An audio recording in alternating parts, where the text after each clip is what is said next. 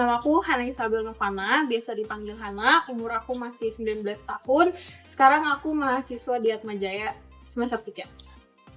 Halo, perkenalkan nama saya Jessica. Nama panjangnya Jessica Alexandra Prodit. Umur aku kebetulan masih 23 tahun. Kegiatan aku di sini masih mengajar, sekalian mendampingi adik-adik di sini. Oke, nama saya Gita Selviana, cuman di sini kenalnya pada manggilnya Gisel. Umur saya 29 tahun, sampai saat ini saya bekerja di perusahaan swasta.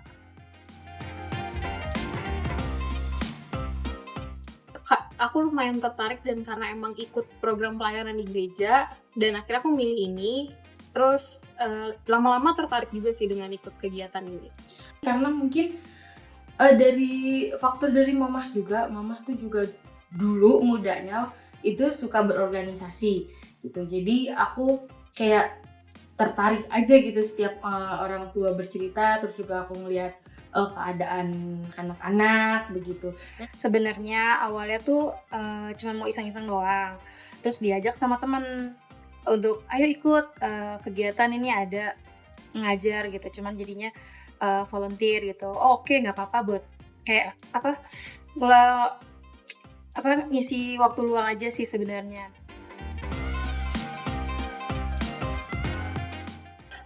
Ada kepuasan tersendiri juga sih setelah mereka tuh bisa dan mereka nunjukin kalau misalnya mereka tuh punya progres di sekolah gitu. Kalau kegiatan ini sebenarnya lebih membantu karena lebih banyak sabarnya. Itu bantu banget sih di kehidupan sehari-hari gitu. Terus sebenarnya salah satu kebahagiaan atau puncak bahagia aku tuh kalau melihat mereka itu bisa gitu mengerjakan soal segala macam yang udah kita kasih dan mereka tuh menangkap apa yang metode yang kita kasih gitu.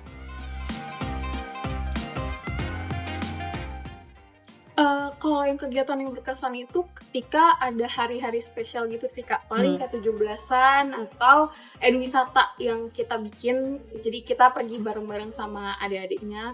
Banyak ya pengalaman yang paling berkesan apalagi sama adik-adik di sini. Bulan Oktober kemarin anak-anak mengikuti Jambore Futsal. Kegiatan paling edwisata di sini juga kita tuh kan sekolah informal mengadakan edwisata untuk adik-adiknya juga.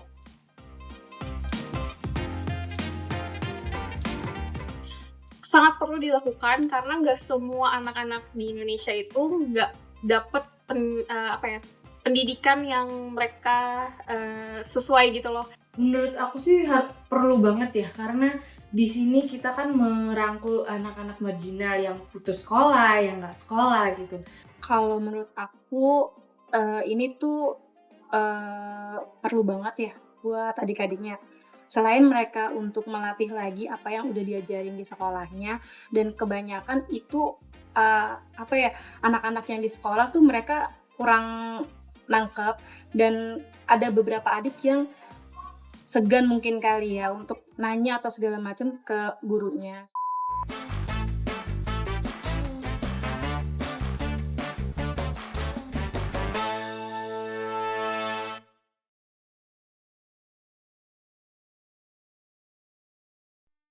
Halo semua, balik lagi nih di our program Bisik, Bincang, Isu Kota. Yeay. Oke nih Cip, kayaknya ada yang beda gak sih dari Bincang Isu Kota episode yang kedua? Nah, bener banget nih, Kak. Nah, di sini tuh kita nggak bakal gosip tentang informasi lagi kayak kemarin atau diskusi lagi nih. Nah, di sini tuh kita bakal lebih ngulik informasi atau satu hal yang mungkin teman-teman di rumah nih belum pada tahu nih. Kalau misalkan ngulik berarti nggak cuman kita berdua gak sih? Masa kita ngulik satu sama lain? Iya sih, nggak kan? mungkin juga ya kita berdua doang ya. Berarti ada orang lagi nih yang bakal kita ulik. Kira-kira perlu di-spill nggak? Perlu dong, kayaknya orangnya udah di sini Oh, nih. iya juga sih. Nah, di sini tuh udah ada Kak Ahmad Rozikir. Halo, ya perkenalkan saya Ahmad selaku volunteer di Sahabat Anak. Emang kita mau ngomongin apa sih? Topik kita tuh emang apa sampai harus bawa Kak Ahmad di sini? Nah, sebenarnya topik yang bakal kita angkat hari ini tuh kayak background tuh, sesuai sama Kak Ahmad. Nah, Kak Ahmad ini kan merupakan salah satu anak muda relawan dari Yayasan Sahabat Anak. Nah, kamu sendiri tahu nggak sih tentang Yayasan Sahabat Anak? Sahabat anak ya? Sahabat anak. Kalau dari definisi sih kayaknya teman tumbuh kembang anak nggak sih? Bener nggak ya? Bener nggak tuh? Aduh takut salah. Mungkin langsung Langsung ngobrol aja aja kali ya kali dijelasin Kak Iya. Ahmad sama yang Kak Ahmad. jelasin. Tentang sahabat anak, yaitu tentang dimana kita mengangkat hak-hak anak untuk melindungi sebagian seluruh anak-anak di Indonesia. Nah, adanya sahabat anak, kita memperjuangkan hal itu.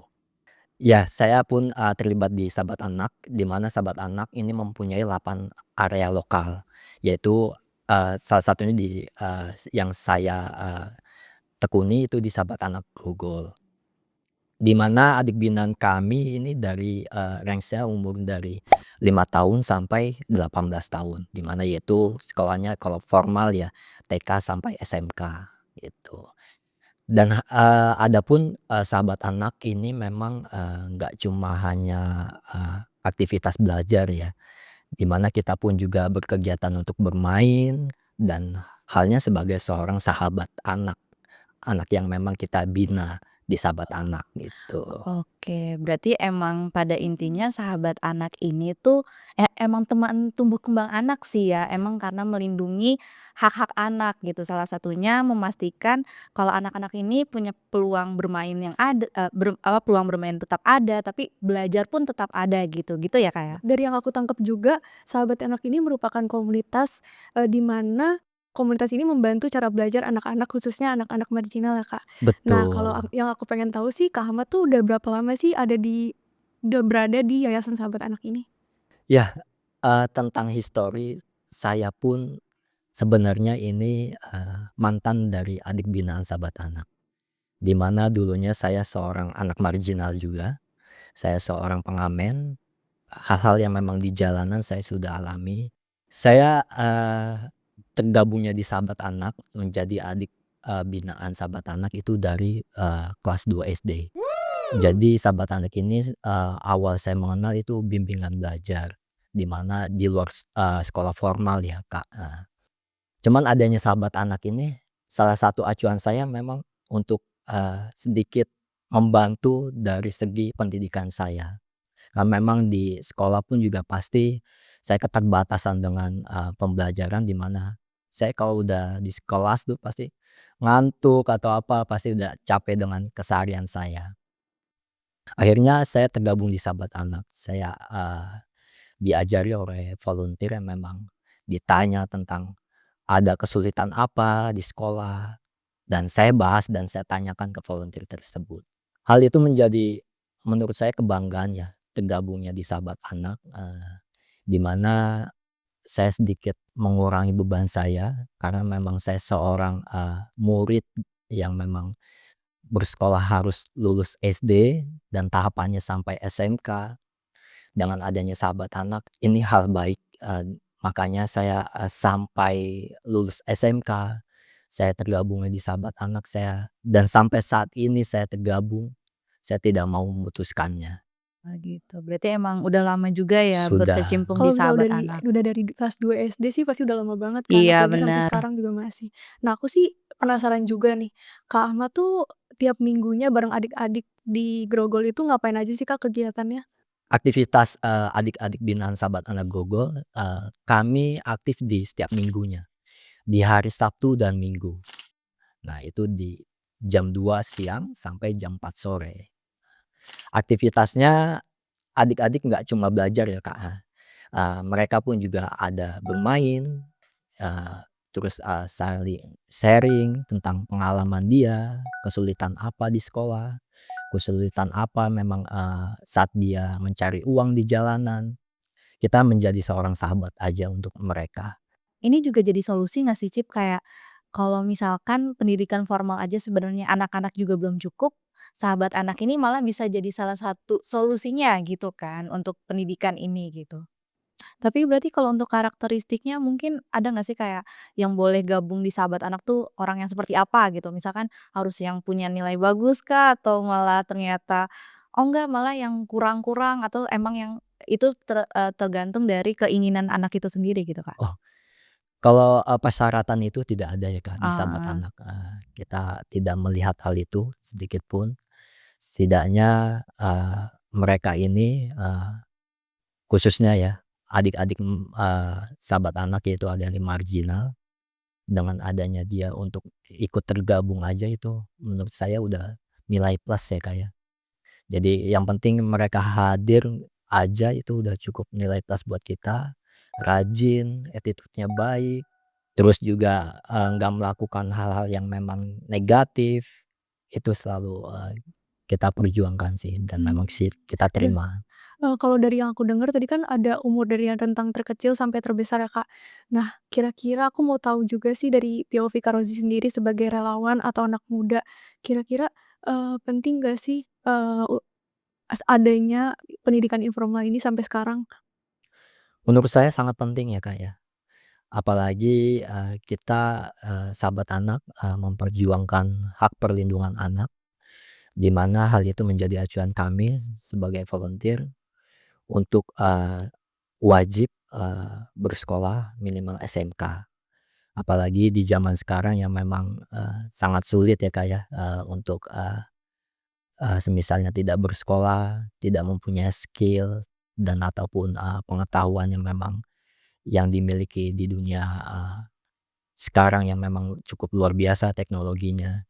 Jadi hal ini menjadi, adik-adik binaan sahabat anak Global wajib untuk, memiliki dan bersekolah sampai setidaknya lulus SMK. oke, berarti emang penting banget ya, Kak, ya? Maksudnya pendidikan informal di samping adanya pendidikan formal, apalagi untuk temen-temen yang emang kurang beruntung gitu, kaum-kaum marginal gitu. Nah, aku tuh sama Kak Kila tuh sempat penasaran juga, Kak. Kalau sistem pembelajaran di Yayasan Sahabat Anak tuh seperti apa sih, Kak?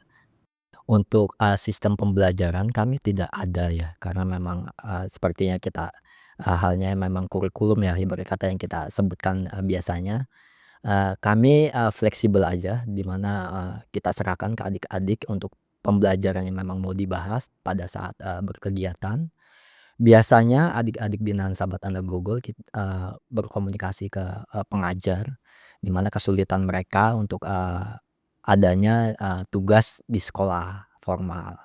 Kita bahas tuh Kak, selama, 2 jam lebih, setidaknya untuk, adik-adik binaan kita memahami sedikit tentang yang memang sudah dijelaskan si pengajarnya ini. Oh, berarti yang aku tangkap itu pembelajarannya lebih kayak personal gitu ya, Kak? Personal, iya. Berarti kayak yang di-request adik apa, dilayanilah kebutuhan adik itu, gitu. Oke, tapi kita dari tadi kan udah ngomongin nih Kak, sahabat anak dari, urgensinya, kegiatannya seperti apa, sistemnya seperti apa, dan karakteristik adik-adik di sana juga seperti apa. Tapi yang aku juga mau pengen tahu itu kayak POV dari Kak Ahmad nih kayak sebagai anak muda yang, apa sih, identik sama kebebasan, banyak kegiatan sana sini gitu kan. Nah, apa sih alasannya dari Kak Ahmad sendiri buat tetap atau Eee, memilih untuk tetap bergabung di Sahabat Anak gitu.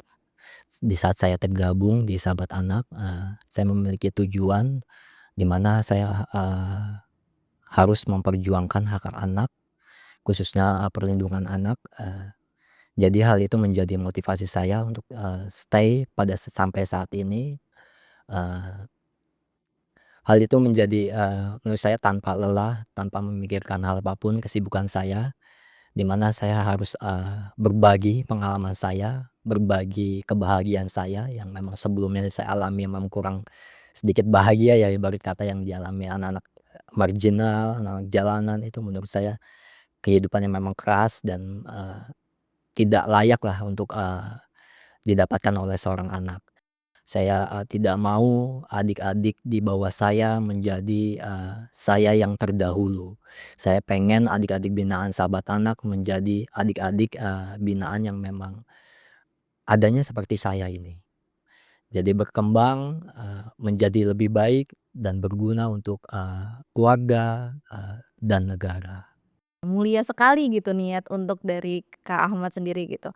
Tapi, tadi aku juga mau nanyain motivasi, tapi kayaknya udah langsung kejawab. Jadi kayaknya aku mau nanya aja nih, kayak kira-kira pengalaman berkesan dari Kak Ahmad gitu, entah itu baik sebagai adik asuh atau adik bina, sama jadi pengurus sekarang itu apa sih yang paling berkesan untuk, jadi bagian ini gitu? Yang paling saya berkesan itu saya, menjadi seorang pengurus khususnya di Sahabat Anak Google itu, semenjak, setelah selesai Covid, di mana menjadi, suatu kebanggaan saya sampai saat ini berjalan dengan baik, di mana yang sebelumnya pas saat Covid, Sahabat Anak, ini secara, bimbel dan aktivitas menurun, Kak. Jadi tidak ada sama sekali aktivitas, nggak berlaku di Sahabat Anak, adapun di pekerjaan ataupun di komunitas lain. Nah, hal itu menjadi, saya terpanggil untuk membangun, Sahabat Anak Grogol khususnya untuk aktif kembali setelah Covid, dan alhamdulillahnya sekarang, tercapai apa yang menjadi keinginan saya. Sahabat Anak Grogol berjalan dengan baik, adik-adik pun juga berdatangan dan cukup banyak. Ya alhamdulillahnya sekarang adik-adik, Sahabat Anak Grogol ya, berjumlah 100 lebih anak. Dan hal itu menjadi suatu, goals buat saya, pencapaian saya, dan kebanggaan buat saya. Oke, berarti yang berkesannya adalah karena itu sesuai dengan keinginan Kak Ahmad Keinginan sendiri gitu kan? membangun kembali. Iya Nah, tadi betul. kan kita udah sempat ngobrol tentang urgensi juga ya, Kak. Nah, kalau dari Kak Ahmad sendiri nih, sebagai relawan atau anak muda, kira-kira ada nggak sih pesan buat pemerintah di bidang pendidikan informal ini? Ini kalau ngomongin pemerintah pasti cukup besar ya, Iya. cukup tinggi. Ya setidaknya saya, meminta kepada para pemerintah siapapun itu, nggak cuma pemerintah ya, semua masyarakat Indonesia untuk tetap, eee, memperjuangkan hak-hak anak, melindungi hak-hak anak, di mana banyak anak-anak khususnya di Indonesia yang memang butuh perhatian dari pemerintah, adapun perhatian dari, keluarga ataupun masyarakat yang lain memang, tidak sepenuhnya karena memang cukup, ada support ya sistem lah ya dari pemerintah yang memang untuk, pendidikan di Indonesia tuh lebih baik dan sesuai keinginan dari, negara Republik Indonesia. Oke, berarti emang untuk, keterlibatan pemerintah khususnya di pendidikan informal ini tuh ternyata emang perlu ya, kayak apalagi sebenarnya, balik lagi kan karena perlindungan anak ini nggak cuman harus pemerintah aja atau misalkan, suatu organisasi aja atau pendidik aja gitu, tapi emang harus ada kolaborasi di dalamnya gitu antara pemerintah dan orang-orang, dewasa untuk melindungi hak-hak, dari anak itu sendiri gitu ya, Kak? Dari banyak yang udah kita obrolin juga, tadi aku juga sempet nangkep, insight tentang, gimana sih pendidikan informal itu memberikan manfaat bagi anak-anak, khususnya adik-adik dari kaum marginal sendiri. Iya, tadi kan kita juga nggak sih, nggak cuman ngomongin tentang Sahabat Anak juga, tapi tentang di sini ternyata ada salah satu contoh yang anak muda tapi masih memiliki keinginan yang, besar gitu untuk bisa memajukan pendidikan, apalagi di pendidikan informal gitu. Kita bakal nulis nih Kak harapan-harapan kita, nggak cuman buat pemerintah tapi juga buat anak muda. Sebentar ya. Jadi kita nulisnya di sini. Kamu satu, aku satu, Kakak dua aja. Kakak nulisnya yang satu buat pemerintah, yang satu lagi buat anak muda gitu. Langsung nulis aja apa gimana nih? Langsung nulis. Oke.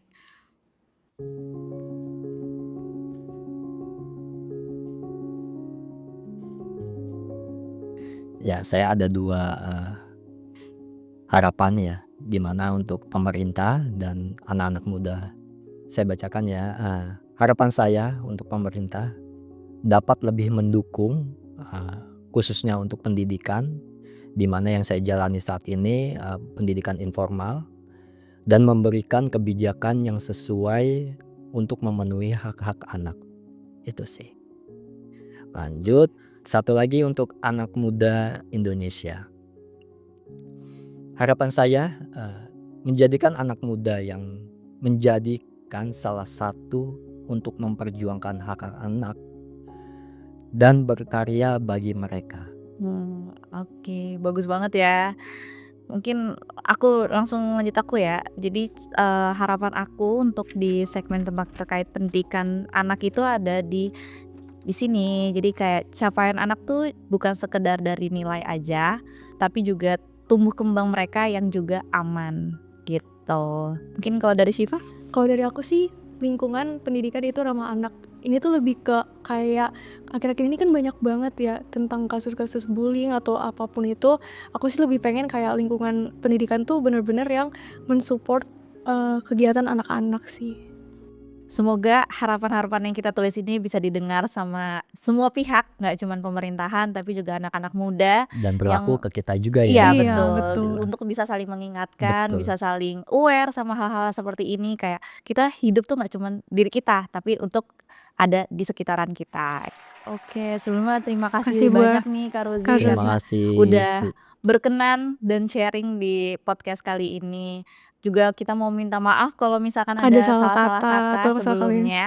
Kalau selama kita ngobrol ternyata ada yang menyinggung atau apa gitu kan. Kita mohon maaf sebelumnya. Oke, sebelumnya kita juga mau mengucapkan terima Terima kasih nih kasih sama buat teman-teman yang udah teman-teman yang nonton. ngedengerin di rumah. Eh, tapi Bisik Podcast kali ini juga nggak berhenti di sini karena kita juga ada episode lain yang bakal ngomongin hal-hal lain yang pastinya anak muda tuh relate banget. Bener nggak Cip? Bener juga.